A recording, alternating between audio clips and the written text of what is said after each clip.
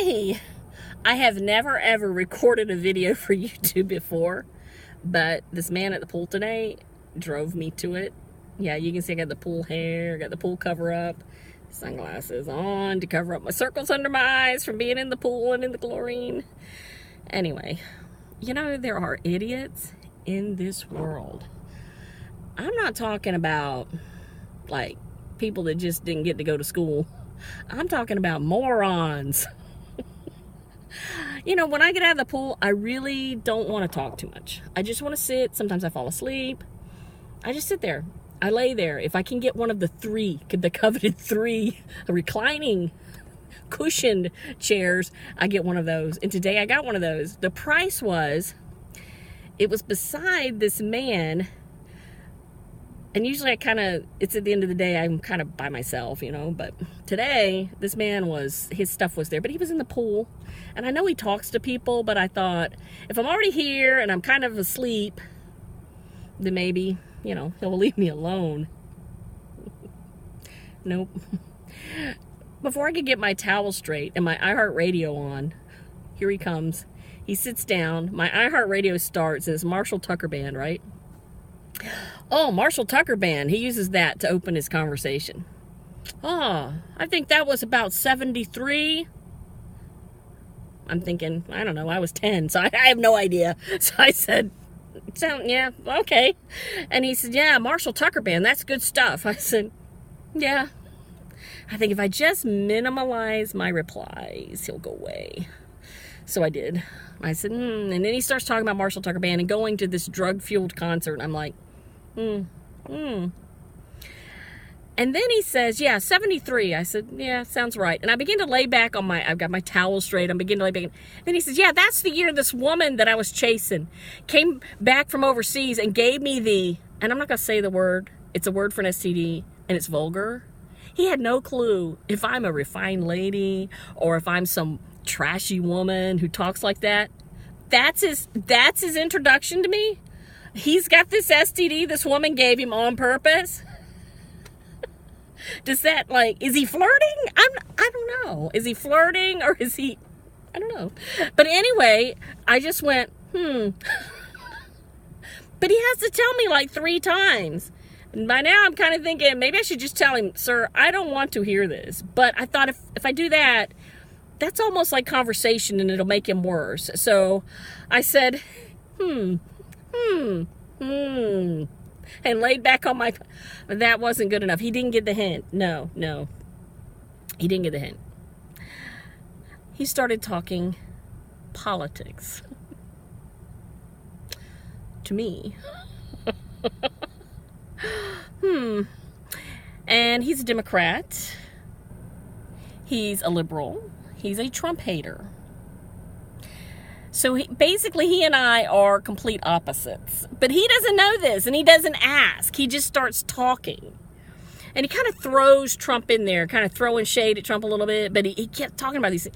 And I thought, don't argue with this fool. Just say, So I said, Then he starts telling me this story about he went down to, I don't know, some Mexican town and follows this family back because he had some time. And he follows them back. And he follows them, and then because he's an attorney. And I'm thinking, by the time the conversation was over, he's not an attorney. I never told him I really am, but what little he knew about the legal system. Anyway, he said that, so I sat with them, I watched them try, they had to wait all day in line, and then they got there, they wouldn't let them fill out the application, they didn't get to fill out, and so then he asked the agents, why aren't you letting them? Sir, if you want the truth, we're just too busy. And he said, in America, just too busy, and these are people from Honduras, they're political refugees. I couldn't take it anymore, because you know what?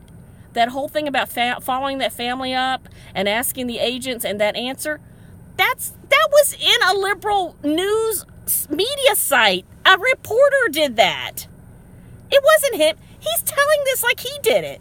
So I couldn't let it go unanswered. I couldn't. I wanted to just go, but that wasn't working. This man was not shutting up. So I said, how are you going to fix it? Well, they're just so busy. And in America, I said, how are you going to fix it? It takes at least 3 months to get a hearing in the local courts. How are you going to fix it? Well, those administrative judges, and they're so busy. I said, yeah. And it's the same way in the local courts. So how are you going to fix it at the border? How are you going to fix it? Well, I love that look. Like this. A question's always better than arguing with them. Let them do themselves in. Yeah, let them do themselves in. By the time he finished talking about immigration, I had not said another word, and he had walked himself all the way back to Honduras, said their country needed fixing, but our aid money wasn't helping because it had never helped, and we couldn't go over and change the government because that would be intrusive. So his answer was, the world is just ugly. And I said, yeah, the world is really an ugly place. Yeah. So then he had to start talking about other things. And finally, I said, you know what? The people in Congress are idiots. The people that write our laws are people that think Guam is going to tip over and capsize. And he looked at me. I said, yeah, Hank Johnson. When I got out of the Navy, he was saying that right after I got out. When we wanted to put personnel on Guam, I said, I was stationed on Guam. Let me tell you, it ain't going to tip over and it ain't going to capsize no matter how many people we put on it, because islands don't work that way. He said, I thought Hank Johnson was one about the nuke. And he remembered something else stupid Hank Johnson said recently with the North Korea stuff. I said, yeah, same guy. He's still in office. I said, these are the people writing our laws. They're morons. That's the problem. And then he would try to say Trump. I said, well, Trump's not writing the laws. They are. So then he tried to change subjects again, and I tried to just let it go. But no. I just said, well, until you fix Congress, fix the people writing the laws, get some people that understand the laws they're writing, it's not going to get fixed. So then he picks up his newspaper and tells me, well, the only saving grace to humanity is that the NFL preseason starts. And the NFL will be back soon. That's the saving grace to humanity? The NFL?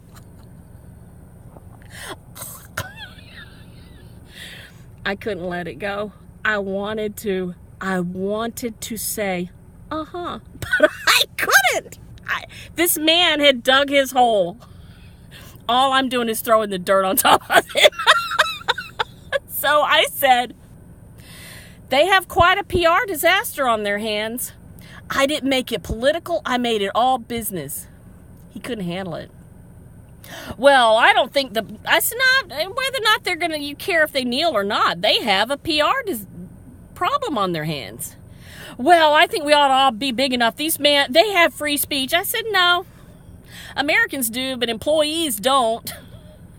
Well, they get to say what they want. I said, well, employees don't.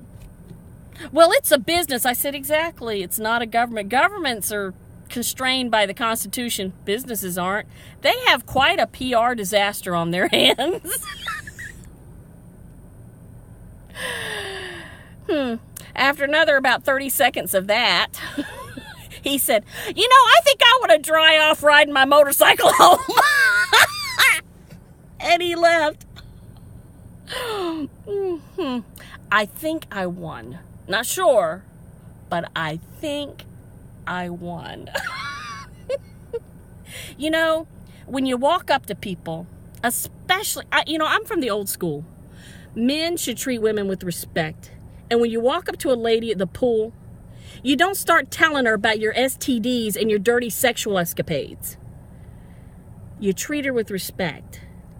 And if you want to talk politics and you don't know your facts and you're going to act like you went down to the border when it was really some reporter's story you read, you better make sure you pick on somebody who's ill-informed, not somebody who loves political science, can't get enough of it, and knows the system.